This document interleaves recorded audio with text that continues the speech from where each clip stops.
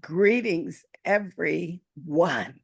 My name is Sharon C. Jenkins, and I am the host of 50 Plus and Flirty Dating Summit. And we have some sensational, fabulous speakers, and I have the distinct privilege of having a conversation with so many talented professionals. And so we have a younger version today. Her name is Nadeiah Walker. And one of the beautiful things about her is she is of the mindset that it's never too late to find love. Hello, how are you today? I'm doing good, Sharon. How are you? I am doing great. I'm so glad you said yes. And I believe that what you're going to share today is invaluable with our listeners and viewers. Okay, so let me tell y'all a little bit about this wonderful girl, excuse me, young woman. How can I say it? My heart is just so full of love for her. And so you might see me, go out of the professional into the hug mode, but it's because I love her so much. She is a dedicated dating and life coach who has turned her passion for personal growth, relationships, and self-discovery into a thriving career with years of hands on experience helping individuals transform their lives. She combines practical strategies with a deep understanding of human behavior and spirituality. Now, her approach empowers her clients to cultivate self love, build authentic connections, and achieve personal fulfillment. Now, I see you have a specialty, modern relationship dynamics. Tell me what that is. So, I'm sure you're well aware. Today, the dating scene is a lot different thanks to the new infusion of social media and podcasts and everyone having an opinion and a platform. It has really started to challenge the traditional way of dating, the Mhm. traditional relationships. And in a world where all that stuff is going on, there's not a lot of, I'll say, morals being maintained, and it's kind of very free willy nilly. So I try to bring a little bit of structure back into that process and like get my female clients to understand that they still need to maintain their integrity. We can't just listen to, especially the young women. I'm 24, the brain is still developing. So I want them to understand their value and love their self first, because we're in a fake it till you make it era. And unfortunately, that works in every aspect of life except for dating. It doesn't work for dating because I don't believe the opposites attract. I don't think that's true. I think that you attract what you are, right? And then we also got a new word that we're all hearing, narcissism, you know? And and because people attract what they are, we have a lot of unions where there's two people narcissists together, and it kind of makes you a narcissist when you're in denial of some of the things wrong with yourself because you're seeing those things wrong with that person, but that person is you. So you're getting what you put out and you're getting what you are. And a lot of us don't even really know who we are. So that's why it turned from just dating coach into life coach, because it really is about the overall picture of your life. Because when you bring a person into that, you're not bringing them into the fake, you're bringing them into the real. Maybe the first date you can fake it, but after that second, third date, the facade falls off, because it's not what you're pretending to be, it's the actual energy. And you can't fake energy, and you can't fake morals, and you can't fake integrity. So we really want to work on the character of people, and then getting them to become this character that they want out in the world. And they're going to find each other. People always ask me like, oh, as women, they always, where do I go to meet these guys? But it's like they're gonna meet you. You need to just worry about wherever you go, you've met yourself first. So that's kind of why my emphasis is on life and self before dating. Oh, that is huge. And at this age, a lot of women are redefining themselves. I mean, sometimes I stroll Instagram and TikTok and I see women 50, 60, 70, 80 looking like their young selves.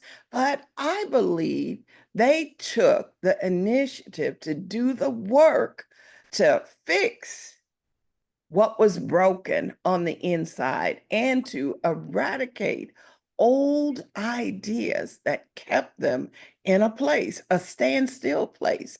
So I'm curious. Let's talk about self care.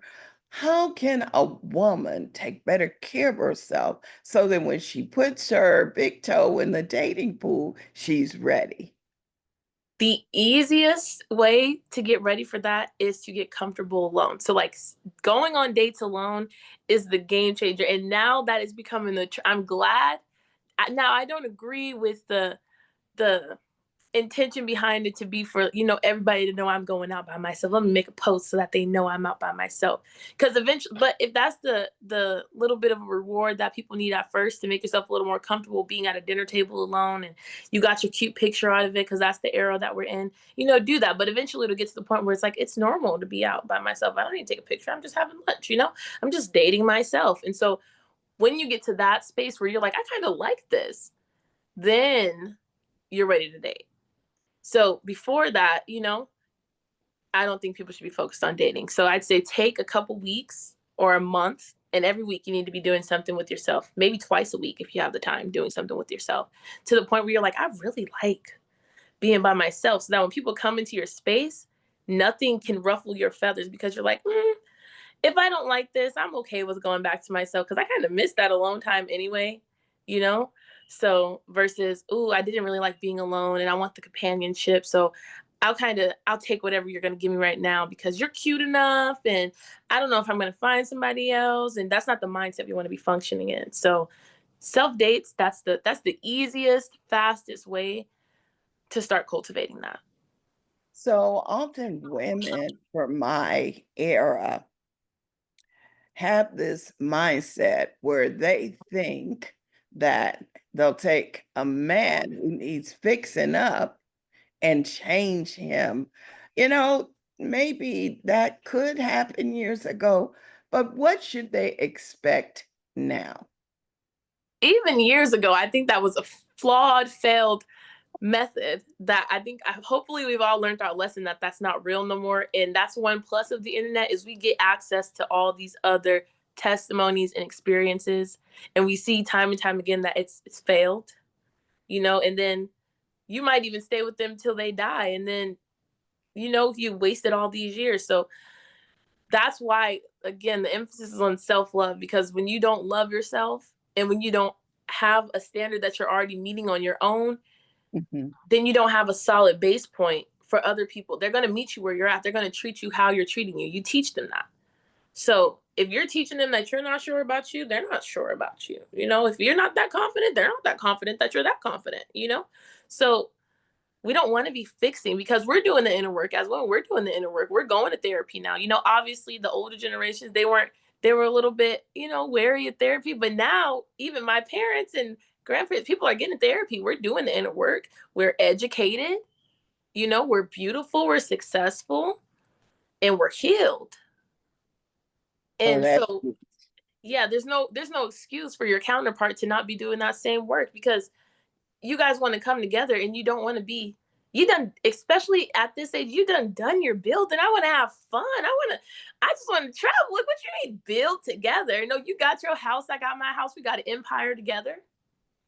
You know what I'm saying? Let's put it in the state together for our kids, and let's go do something. I'm not trying to build. Oh no, that's a flawed method. We don't take pieces and try to put the puzzle together ourselves. We need to see the picture because they see the picture when they meet you. That's why you got to meet yourself because they're going to meet the picture that you're presenting. And the picture they're presenting, you have to believe it. So, one of the things that I am curious about, because the women in my era were hesitant to date outside of their race. What do you have in advice for women who are curious about interracial dating? I say go for it. Now, it is a little bit of a double standard because as us as women, right, our kind of women, we do have a lot to say about the other side doing that and the Latinas and the other races of women. But at the same time, love is love. And I do want to give a fair warning that there's not a safe space when you when you're a woman that looks like us and you decide to date a man that don't look like us. There's not a safe place for us. There's not a community for that. So you just have to be aware of that. And I would say it's much easier to date within your race, and you run into different kinds of problems. It might not be the same problems we're used to, but you run into different kind of problems because there's a deeper understanding when you're dating someone from the same kind of background or culture as you versus outside of that. So it's more like asking yourself, are you really ready? And a lot of the times, if you're comfortable within your skin and stuff like that, and like again, things can't ruffle your feathers, then you could do that. But if you are a person that you care, a lot of us care about society and our image is very important, then that might not be the way you want to go, but love is love at the end of the day. Oh, I love that answer. So, I'm sitting here thinking, what advice do you have for women who, well, they've been wearing the same hairstyle, the clothes may be, yeah, a little dated. How can they do not just a self-care makeover, okay, on the outside, not just on the inside, but on the outside? What advice do you have for them in that regards? So this is where the emphasis on sisterhood comes in, because having like-minded women that you trust their opinions and you can kind of admire them in the way that they move, and they'll keep you right in that area. You know what I'm saying? I have my group of sisters, and if I got something on crazy, they're gonna be like, "Girl, you're the problem. Ain't nobody looking at you in that." But also, dressing for whatever makes you happy is important. We're not dressing for the male gaze, and I'm glad that that is the era that we're in now, where we're stopping the. Some of us are stopping to dress for the male gaze because their gaze is going to be everywhere. You know what I'm saying? No matter how good we look for their gaze, we ain't never going to have it 100% to ourselves. So you got to dress for yourself. And so if the clothes you're wearing are dated, but they make you feel beautiful, then that's all that matters. But there are plenty of image consultants, even me as a life coach, that's things that we could go over. But there's plenty of different outlets, or even Pinterest. And, if you know how to use the internet, Instagram, things like that. But good friends that know style already are gonna keep you. They're gonna keep you right. So your homegirls or the internet or a life/slash image consultant. Oh, that's good. That's really good. So back in the day, there was a movie with Whitney Houston in it and a few other beautiful chocolate sisters called Waiting to Exhale. Have you seen that movie? So I think I seen it a long time ago. I watch so many movies, but then I have my favorites. Like Pretty Woman, that's my favorite. I watch Oh, it yes, I at like least Pretty Woman. twice a week. Twice a week at least, I watch Pretty Woman. Really? Yep, I just watched it the day before yesterday. My goodness. On Amazon Prime over and over. I'll fall asleep to it, wake up, restart it because I missed the part. That is funny. That is one of my favorite movies too. But I'm going to tell you a little bit about Exhale and get your opinion. There was a group of women, and the main thing was we got to see snapshots of their love lives. And they were doing a little bit of everything, okay? And they had a lot of challenges. But the beautiful thing was at the end of the movie, they had a sisterhood that was unbreakable. And they were a support system, one for another. They told each other what they needed to hear so that they could get their life right. And they encouraged each other not to settle for, you know, settle instead of going after what they really wanted. How would a woman in today's dating world exhale? So, oh, that's really good. So I want to touch on the part of them encouraging each other not to settle, because that's a really important part of that, because right now it's being discouraged for women to tell each other that now, because we got this new influx of podcasters and the I don't know if you heard of it, the red pill mindset, where pretty much it's like, it's the guys that got heartbroken by women are never gonna let them break their heart again. So now they're coaching millions of men. So it's a very dangerous thing. And like some of the things they say, it might be true, but other things it's a little intense. And with that new mindset shifting into it, even older men, because I don't know if you heard of a guy, Kevin Samuels, a while back. He passed now, but he Mhm. was a big thing. He was kind of the person that introduced that kind of red pill thing, even though his content I did enjoy. Um, and he has a group called The Mix that I've been in since he invited me before he passed. And it's just successful men and feminine women, and so people have gotten married out that group, things like that. But outside of that, you have the people that have taken that and kind of made it a little more crazier. And then Mhm. that's influencing a whole generation of men. So I think, again, the emphasis on sisterhood, and it's dying out. Sisterhood is dying out. Like if you think about it, decades ago we had big mamas, and now it's like, well, if this last generation after that, who's going to be the big mama when we're discouraged from having children now, and we're discouraged for not settling for less, and we should just take the scraps because traditional mindset, things like that. So I want to watch that movie. I think I've seen it, but I need to go rewatch it again tonight. But today, the same way, I'd say it hasn't changed. The way to exhale is by having that support group around you, because a lot of people go to the internet because they don't have the support, and that's not going to do anything for you. We need in person, live, hand holding, hugs, truth telling, and that comes with sisterhood and people that love you and care about you and you trust. So I'd say that's still the same way to exhale, because that's how I exhale. So I remember that movie fondly because I used to have a crush on Gregory Hines. So when you look at the movie, you will understand why it is one of my favorite movies. But I believe that we need to be intentional about sisterhood. And if we make that choice, I believe that there will be a revival in the hearts of women all over the world because we are some bad sisters. We get stuff done. Women make up their mind and move in a certain direction toward success and prosperity.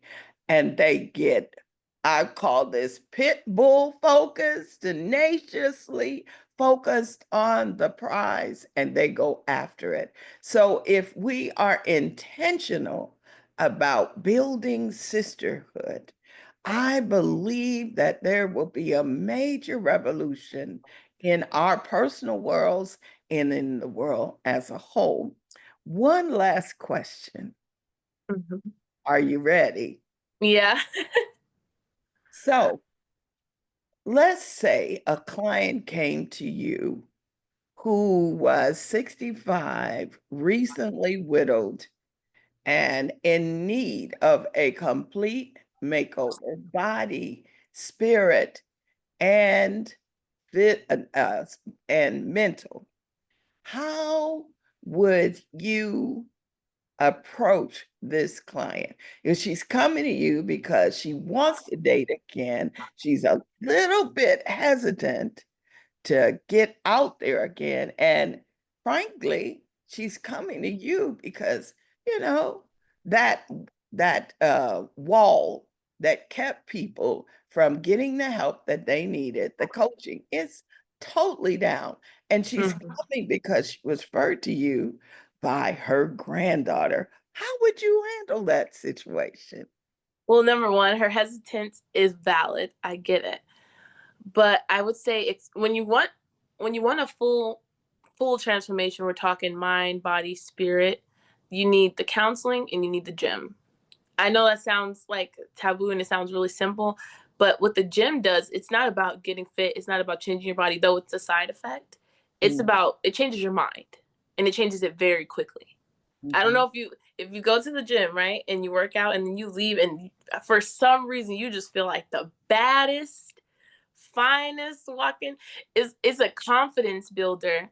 It's a Mm-hmm. morale booster, and I think that the gym is where a lot of that is built. Obviously, you have, reading your word and having a community of people that keep you grounded in your faith and your morals. And I'm sure at that age, she probably is pretty self aware, so we want to make sure that she's not seeking out a companion for the wrong reason. So obviously, making sure that she's still spending a lot of time with herself. But I think that the gym will cover most of that. Pairing her with a dietitian if she's worried about her weight, things like that. And then we could go over the look depending on what she's going for. Everybody's look is going to be different. Their aesthetic is different. So I got to see her. But there's it's not an easy fix, but the steps are simple. And I think that's what my clients like the most because I'm able to make something very complex into these simple, digestible steps.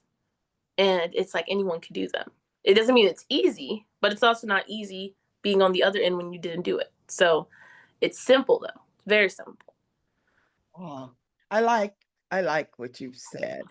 Um, and I was thinking when you talked about exercise in the gym, those endorphins, they start popping, baby.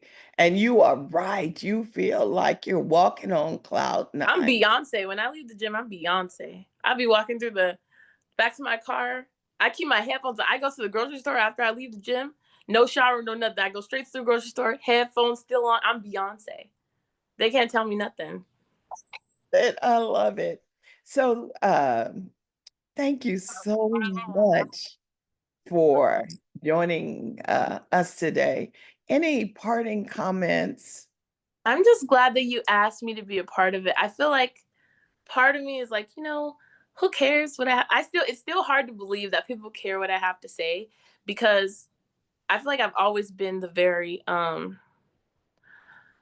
outspoken black sheep person, but then my results match it, but then it's still like I'm not always received well. So it's like now that I'm in a space where people are like really listening, I'm like, "Oh my god." Like I feel so honored that, people trust me with these things and I'm glad that I could be a person that's worthy of that trust that you would even ask to come here. And I'm just grateful. And I love you to death. You know that. So Well, it's your pure heart.